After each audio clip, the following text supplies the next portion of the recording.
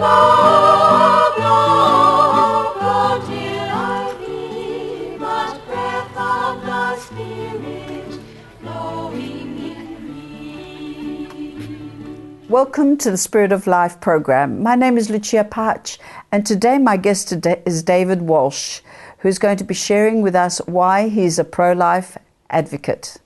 Hi David, welcome to our program. Thank you very much. David, I guess you've earned the right to speak on this subject as your life was seriously threatened and your parents were contemplating aborting you? I wouldn't say my parents were, but it was certainly an option that was given to my mum.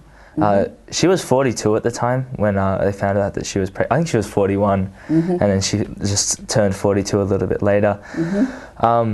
But being quite an older woman in terms of pregnancy and conception sort of ages, and also after having 6 kids already, having a 7th on the way after being considered finished with the family, so to speak, it was a big surprise for her. And as it would be. Yeah, and it definitely brought up some medical issues that then there was a chance of Down syndrome or different sorts of things, and not to mention financial sort of difficulties and also adjustment difficulties that could follow. So and the family at the moment, we had 6 kids, all with 2 years in between, and so that's 10 years with 6 kids, and then 10 years later, Mum finds out she's pregnant with me. So wow. They were very, very fit, very, very comfortable and finished with their family, and it was great.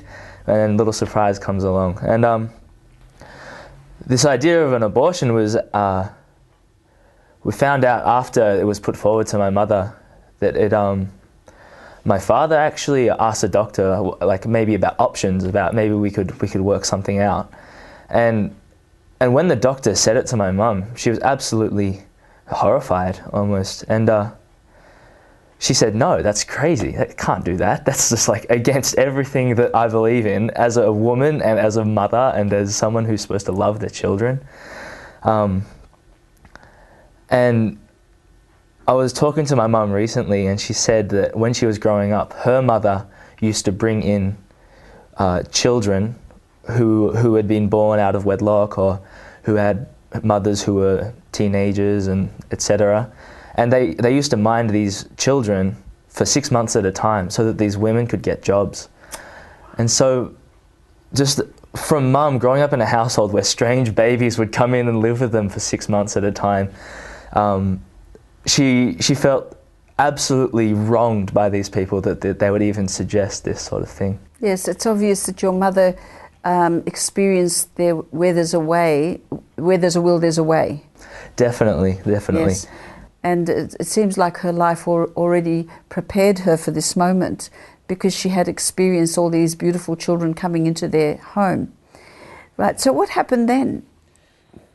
So what happened then was a choice had to be made, basically. And Mum decided to have me, and she bought a lot of literature from doctors and from other researchers about Down syndrome and potential this and that, medical issues that can happen. And she knew that there was even a risk to her own life in having me. And so she just became informed and got all my brothers and sisters informed as well. And ended up I was born, and there was nothing wrong with me. And but what really challenging adjustment issues came about afterwards, and my father wasn't able to kind of get used to the idea of having a new baby, a new infant in the house. And 4 months later, he actually left. So I guess for Mum, being pressured into maybe potentially one of the hardest decisions of her life, and then to find out that she had no support from her counterpart was definitely showed how she is a strong lady and how much courage it took to be able to make that decision despite all of these odds that pushed against her. Indeed. She sounds very much a resilient woman, and one of steadfast faith. Yeah. So it must have been a devastating time for her, for your father to walk out whilst you were only 4 months old. So how did your mother cope? Well, what happened was we had a community around us, and the community was founded in the Catholic Church. Our whole family in our histories have been firm Catholic believers, and what Mum did was go to the church and say, I need some help, I need some charity, and so what happened was the church organised a bread run, and a bread man would come every Monday night and drop off a big bag of bread from the bread shop who was just going to throw it out. And also a lot of our friends who Mum knew from school or from church or from this and that, they would come by and drop off some casseroles to help us eat. But within the family, what happened was the siblings who were old enough to work, so the 20, 18 and 16-year-olds, they got a part-time job and they had to study and get good grades in school, and also had to work and make sure money was put on the table. But what actually happened, though, I believe, is that because there was a newborn baby in the house, the family kept together, and that was one of the reasons why our family didn't completely fall apart. So in a situation where we've been really tested and the constructs of the family have been really almost broken, that baby and their love for that baby and the little brother or the son is the thing that they focus on, and they know that they can't let anything break it apart.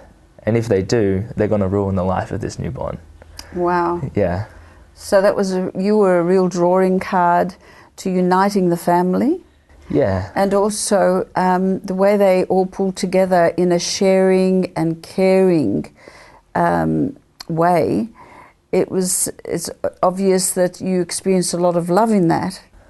Yeah, absolutely. It certainly wasn't a normal family situation. However, it definitely was the encapsulation of love, and I always had people around me, people holding me and picking me up, and that was just the most wonderful thing. Yes, well, David, we need to go to a break now, but I'd like to take that point up about being loved and encapsulated in love, and how you perceived life and how it's formed and shaped you when we come back. Thank you. We'll see you back straight after the break.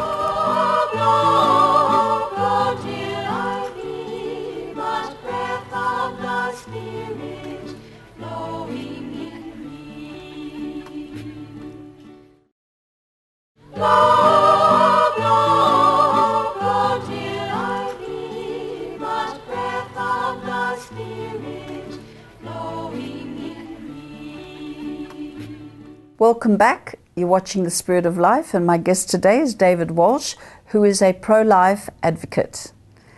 David, you were explaining to us before the break that there was you were surrounded by love, and that you were almost the drawing card for the family because you were a young baby after 10 years after the last child. Yeah. And everyone sort of shared and cared and gathered around you. So how did you perceive this whole experience? What effect did it have on your life? Well, looking back, often I explain it to people as if I had 7 or 8 parents or whatever, 9 parents, because a few of my siblings were old enough to live on their own, and some of them were at uni and had apartments, and often I would spend time at their apartment spending the night so that Mum could have a night off, or just because I was 5 years old and Mum was working full time because Dad had left, so that allowed Mum to be able to kind of share me around a little bit. And so what happened was I went to only the people that we trusted. So I went to my grandma's and my siblings and really good friends' houses, and I was able to be kind of brought up by them, and it's always in a loving environment with great people around me. But one of the functions that came from it was that I really didn't have a solid family structure, and from that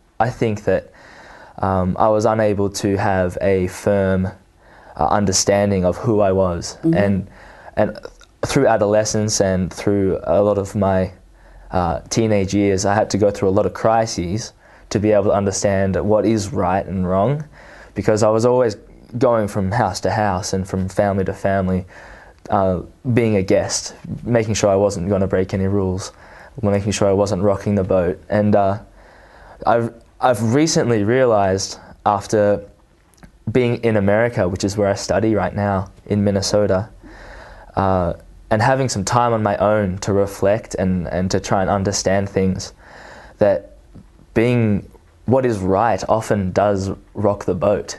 And the latest challenge for me has been to have the courage to rock the boat and to not be afraid of maybe hurting someone's feelings or getting in someone's way or just trying to please someone.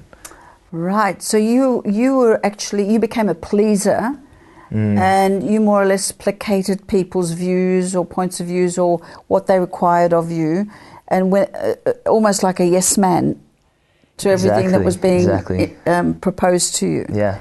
Right. And so now you've grown to understand that about yourself, and you're able to express your own opinions and your own thoughts. Definitely. Right. I think that came after seeing a lot of my friends. So I wouldn't discriminate between right and wrong, and I'd meet people who were just crazy. On the road of destruction. On the road of destruction, exactly. Yes. And so they were hurting themselves, and they were mentally ill, and they were making decisions that just weren't good. And at first I would be like, this is cool, whatever. You have the right to do whatever you like because it's your body. But as I hung around more and more of these people, it started to just form in front of me the idea that this isn't right. Just because they are allowed to do it to their body, that doesn't mean that it's okay or good. And this idea of what's good and bad just started to creep through me. And I think what it actually came from was all those teachings from all those different people in my life. It all kind of started to begin to click, because I'd been learning all these years, but it had just been difficult for me to put it together. And so the right and wrong idea has been difficult up until I was able to kind of mature and grow up and work out what it really means. So that's really fascinating, because you can see, someone of your age, and you're probably in your early 20s, yes? 22. And 22. It seems like you're really in touch with standing back and reflecting and listening to that inner prompting that comes through sometimes in that silence or in that observation. So I salute you for that, because that's not an easy place to come to, because there's so many noises out there and so many happenings out in the world, especially for young ones. So that's a great ability that you have, David. Yeah, thank you. So what else has this shaped or formed in your life, this experience shaped in you obviously against abortion, and we know why, because you were very close to being aborted yourself. Do you want to talk a little bit about what that means for you? Sure. I think what it means for me essentially is that often there's a plan that's happening beyond what we know. So we try to make a human decision. So the doctor tells us the medical issues. The father says, I'm not sure how we're going to handle this financially, and the family says, well, I don't know if we're going to able to handle this as a family. We're going to be able to adjust. And so these are all human things, but we need to realize that there's often plans that we don't know about. And I like to think that through hardship comes fruit. It's not easy to own a farm, but once you have all the crops and you're selling them, you can make a profit. It's just like an investment. You need to go through the hard times. And that's how I see it. Often you don't know what's going to happen, and that's okay. You don't need to always know what's going to happen. And I think that is the overall lesson of what this all means, of why I'm against abortion, is that what we need to do is just focus on the next step. The next step, we don't know what the step after might be, but this step right now this is our job. Today is our job, and then tomorrow will take care of itself, and there'll be new jobs. Yes. And if we just trust that it'll happen, I think that it'll work itself out, like it has. Wow, yeah. Well, I'm very interested in hearing more about your journey. We're just going to go to another break now, so hang in there. We'll see you back after the break.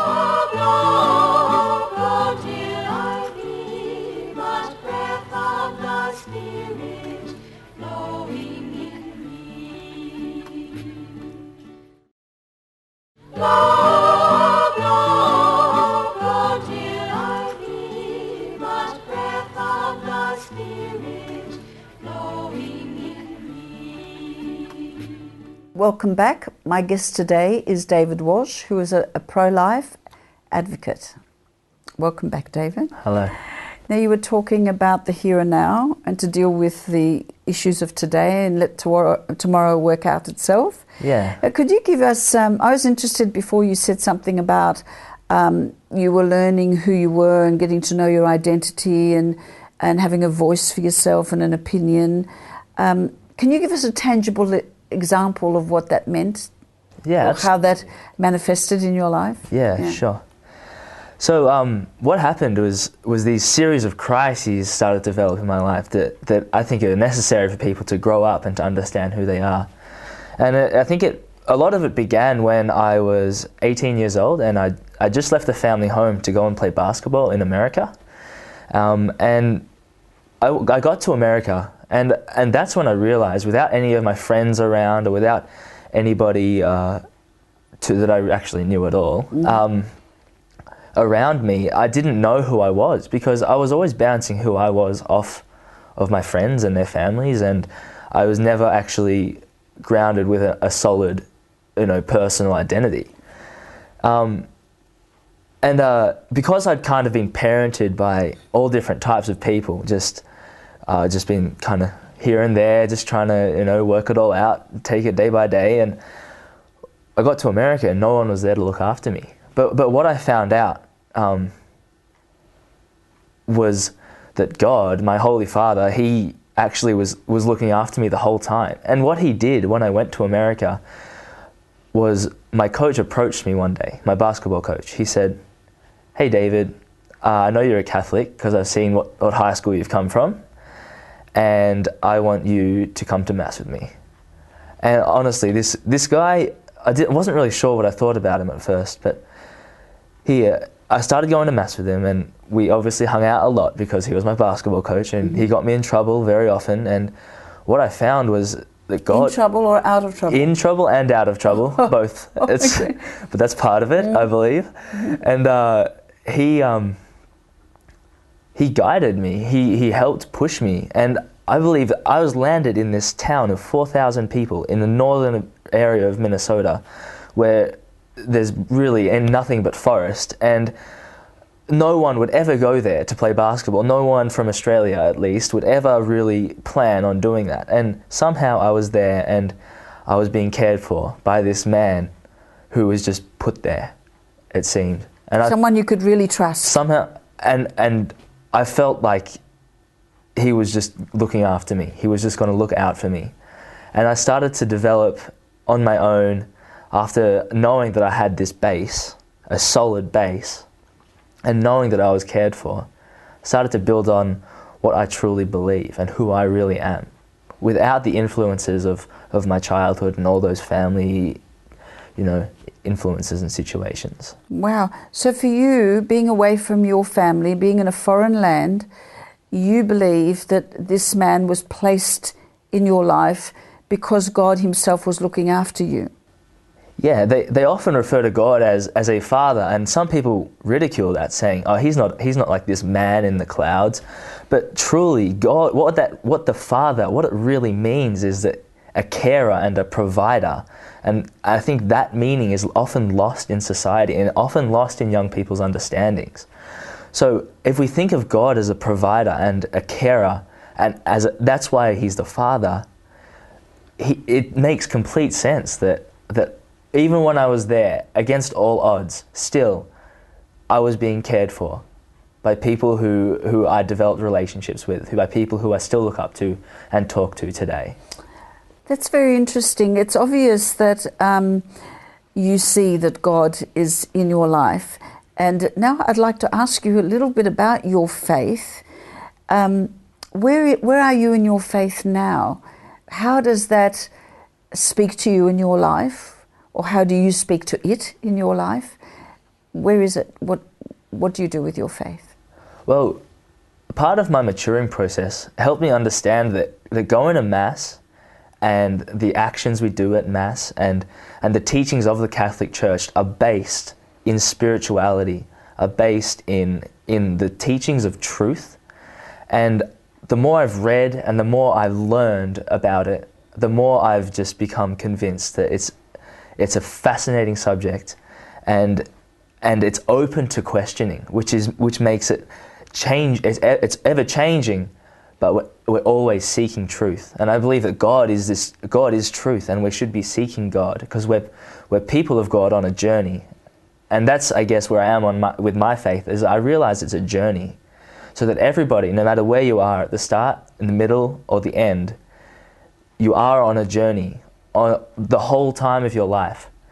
And it's important to remember not to be impatient, because you will get to the end when you get to the end. You just need to take a step at a time. Yes, and I was interested in the word you said, it's constantly ever-changing. Now, can you just elaborate on that a little? Because do you mean the Catholic faith is ever-changing, or do you mean the passage or the journey is ever-changing? What I mean is that the Catholic Church, its teachings, have been developed over time with various this and that's happening in the history of the Church. And I think that what's been happening is that we find truth with each time. We find that we become more under what God is trying to teach us. And so as we develop, as questions are being asked and we criticize and we think, what we actually find is that we are finding more truth and we are finding God. Because the Catholic Church actually stands firm on things like contraceptions. Yeah. And people in 2012 look at the Catholic Church and they say, oh, you're too outdated, get with it. Very quickly, we need to roll up now because it's all... What would you say in that? What I would say is that people need to be patient. The Catholic Church changes every 150 years. That's what I mean by changing. It changes very slowly, but it does change because things change. And so every 150 years we develop new ideas. But on things like life, which is just solid base natural law, why would anybody change that? Yes, why would we kill our babies? Yes, There's no and point. with contraception, is that not changing nature to a certain extent? Yeah, exactly. As well? So you wouldn't see a kangaroo having contraceptive pills, would you? Because what they do is have babies, and that's kind of part of the natural order of life. Just like us, we're still part of the natural world. And so to say that, no, we shouldn't have babies, we should have contraception, or we should have abortions because that's not what we want to do, that's not in our human plan, that's not according to natural law. And therefore, because the Catholic Church's teachings are so in tune with natural law, it's against the Catholic Church as well. I can see your life has been blessed with God's revelations. David, thank you for sharing your story. Thank you very much, Lucia. You've been watching the Spirit of Life program. We'll see you again next week. Same time, same place. Take care.